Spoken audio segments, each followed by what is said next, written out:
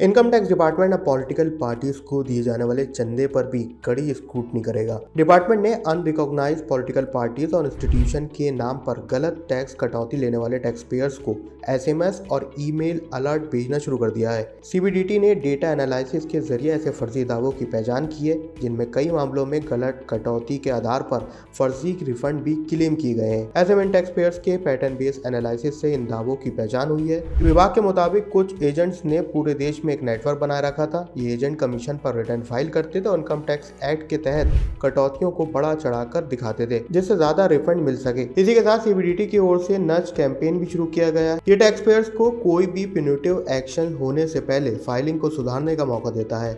इस पहल के तहत पहचाने गए टैक्स पेयर्स को 12 दिसंबर 2025 से ही एसएमएस और ईमेल के जरिए सूचनाएं भेजी जा रही हैं। ऐसे में जिन टैक्स पेयर ने ऐसे रिफंड भरे हैं उनके पास रिवाइज रिटर्न भरने का मौका है, वरना जांच, नोटिस और पेनल्टी की कार्रवाई आगे चलकर हो सकती है। अगर टैक्स पेयर समय रहते अपने रिटर्न अपडेट नहीं करते हैं और गलत दावों को वापस नहीं लेते हैं, यानी अपने रिफंड जो उन्होंने क्लेम किया उसको वापस नहीं लेते हैं, तो आगे चलकर विभाग औपचारिक जांच, नोटिस और पेनल्टी की प्रोसेस को शुरू करेगा। तो अगर आपने भी अनरिकॉग्नाइज्ड पॉलिटिकल पार्टीज को डोनेशन दिए हैं तो आपके पास रिवाइज रिटर्न भरने का मौका है।